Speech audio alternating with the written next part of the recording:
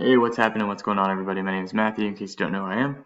Welcome to this channel where we talk about day trading and investing. So, right now we are experiencing the market crash of 2020 off of all-time highs.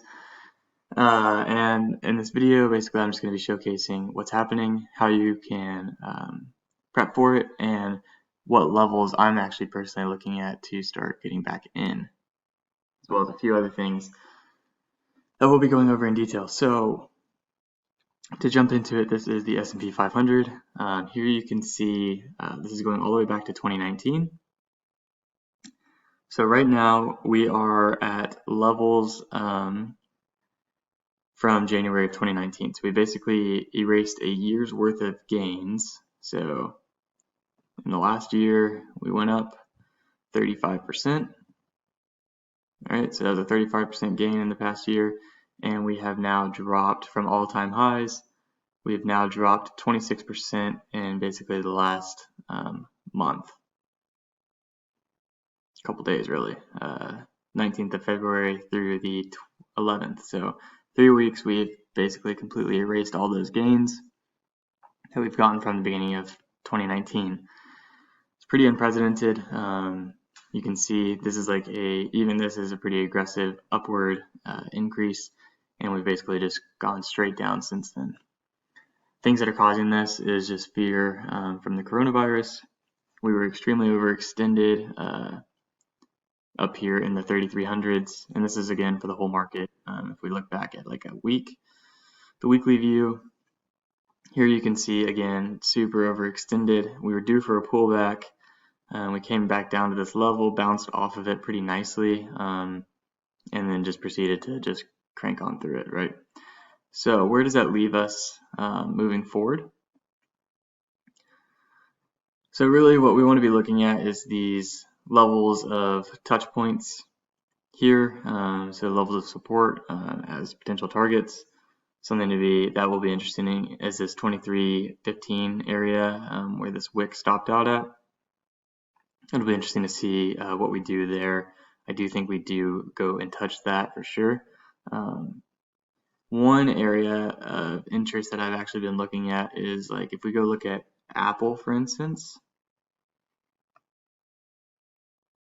So on Apple, what I'm looking at is I'm looking for these gaps, right? So gaps that were never filled.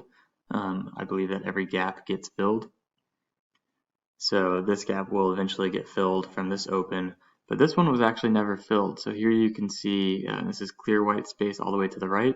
So I'm looking for Apple to at least come down to the 230s and potentially down to the 220s. This gap was filled. We just have like these little leftover gaps that were never actually fully touched when typically they do get filled back up. So like this gap was filled. So you can just see that over time how these gaps get filled and corrected, but there are some that are just remaining leftover gaps that need to get filled. So like all the way down to the 180s would be like a very aggressive target.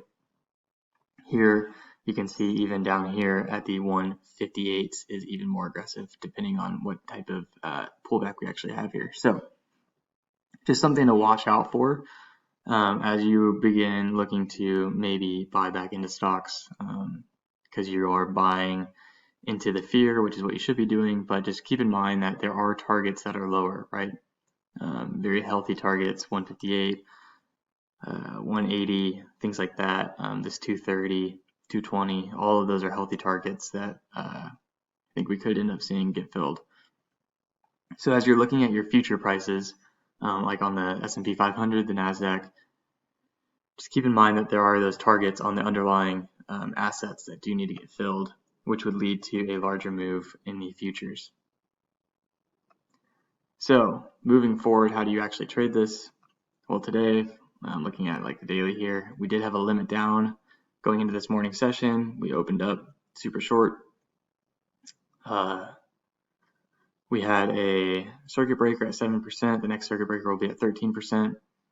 Really, on days like this, it's not necessarily great to be trading, but the aftermath is great trading.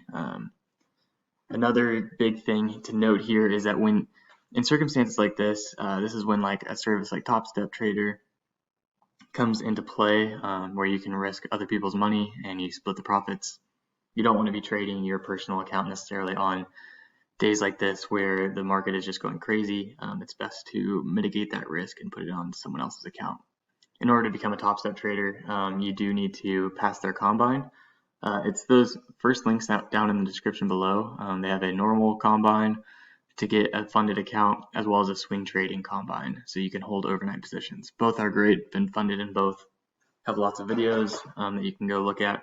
But it's those two links down below, and again, that's just something to be thinking about in preparation for big moves like this, so that you don't have to risk your own money. So anyways, all that to say, we are in some unprecedented times here with the virus and the market the way it is, with oil just like taking a massive dump. Just something to be cognizant of, that you are playing it safe, not risking too much. This gap will definitely get filled at some point, up to 40 and some change. It just will probably take some time to get there. So that doesn't mean just long it right now, because it does look like we have a while down to go still. We are getting close to some support here. But yeah, just very aggressive moves happening all across the market right now. Keep in mind the gaps on the underlying assets when trading futures, and I wish you the best of luck. Peace.